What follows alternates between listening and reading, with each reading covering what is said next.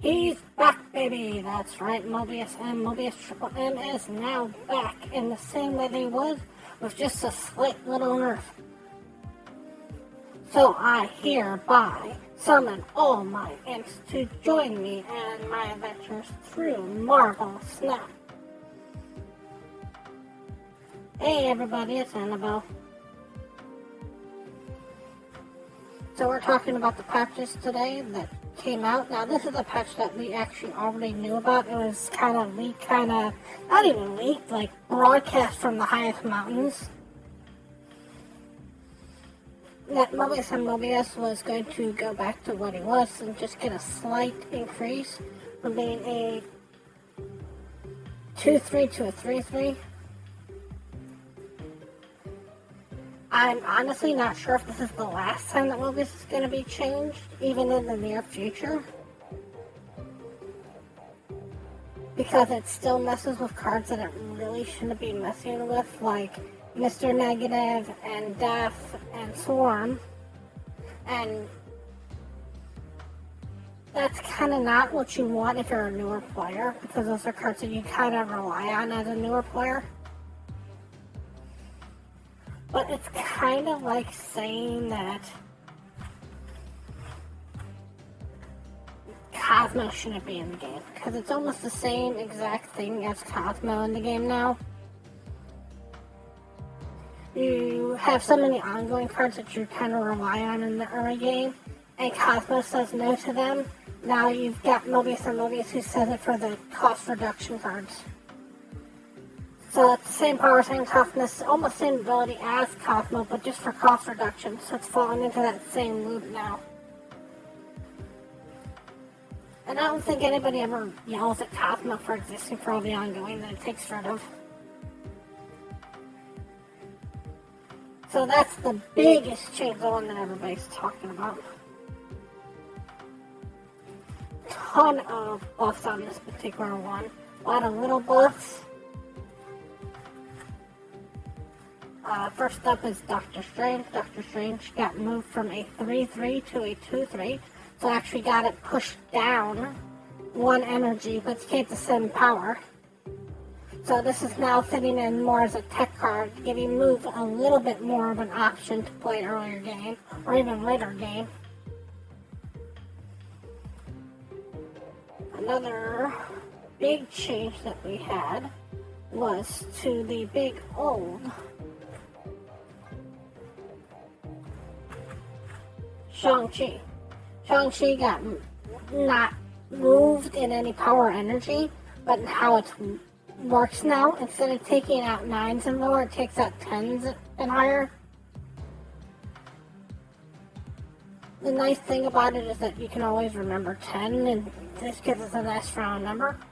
The thing is that it's kind of weird that this card exists, because if you look at a lot of the cards that it's getting around, this is kind of like a mini buff to some other cards. Like if you look at some of the stuff that ends up not getting hit now, you've got stuff like Living Tribunal and American Chavez and Abomination and Black Cat.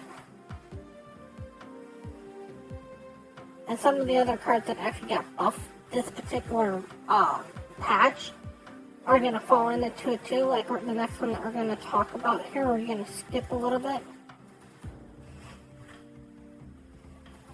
We're going to go to Jessica Jones. Jessica Jones got moved up from a 4-4 to a 4-5, which means that now if she procs, she's a 4-9, which puts her just under Shang-Chi range like she always was. It gives you that one extra power. So on the 4 range, that makes her pretty powerful. If you look at the 4s here, that's putting her up in the same realm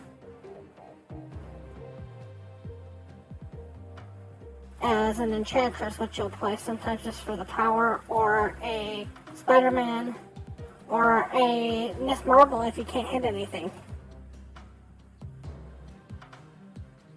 And that's before you actually even buff her. That's just straight up without any kind of buff. If you buff her up, she's now one that she puts basically the same name as Black Cat. I know Black Cat you never actually want to see on the board unless you get her on the last turn, but... And because of Shang-Chi's change, a couple other cards got changed.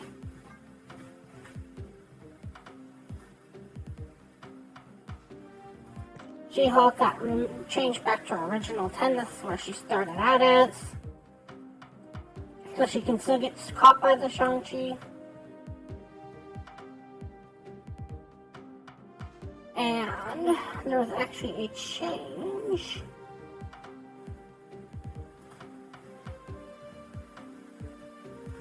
To Monster Island. The monster on Monster Island got moved up to a 10, so it can still get killed by the actual Shang-Chi.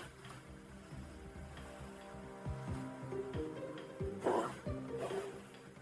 couple more buffs that happened today.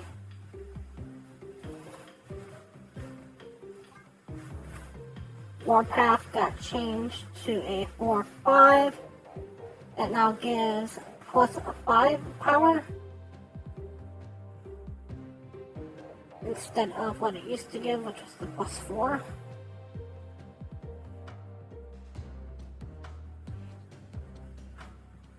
This is still, I'm not sure, going to see a ton of play, but with the use of Miss Marvel coming in, this card's starting to see a little bit of play. And last but not least, or should last and least at the same time, is Strong Guy. Strong Guy is a 3/3 that gets plus 6 power instead of a 4/4 that gets plus 6 power, which means technically it can go all the way up to a 3/9. Still not quite enough, in my opinion. I think they need to relook at that card as something other than just an OTA patch. But it gives the ability to basically play it in a MODOK shell and kind of have this surprise 9 power coming around. Especially if you play it with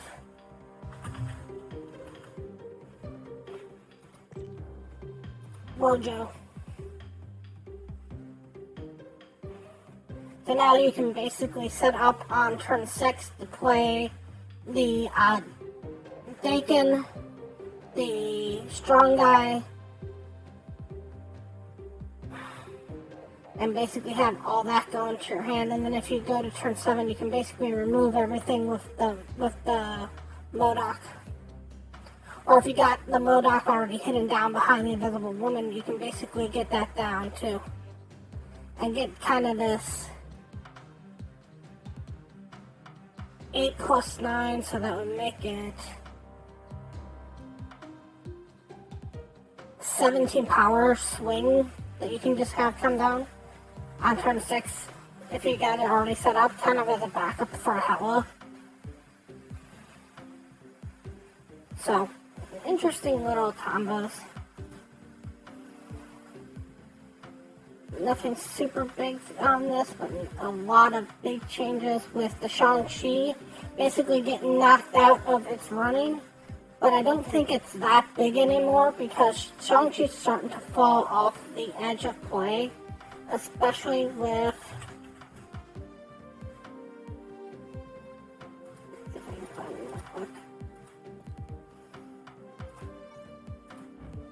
the LAF. This is starting to replace Shang-Chi in a lot of stuff.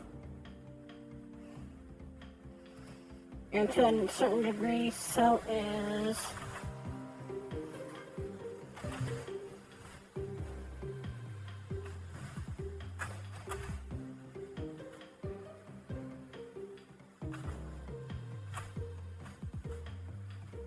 this card. So the way they changed the Negasonic and the way they changed the LAF, Shang-Chi's not seeing the kind of the light that it used to see. Anyways, I want to thank you all so much for watching, and as always, remember, play full of fun.